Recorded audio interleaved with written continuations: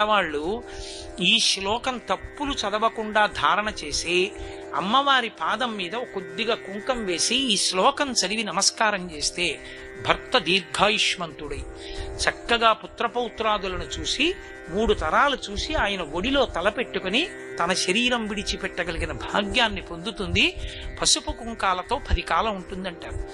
ఇది యథార్థంగా నా జీవితంలో ఒకానొక సందర్భంలో అనుభవంలోకి వచ్చింది ఒక విషయంలో. కానీ వ్యక్తిగత విషయాలు నేను సభావేదికల మీద చెప్పడం నాకు అలవాట్లేదు, అందుకని చెప్పను.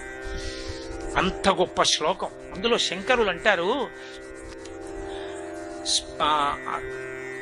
సుధామప్యాస్వాద్య ప్రతిభయ జరామృత్యుహరిణీం విపద్యంతే విశ్వే విధిమకముఖాత్యాది విశదః కరాళం యక్ష్వేళం కబళతవత కాలకలన నశంభోస్తన్మూలం తవ జనని తాటంక మహిమా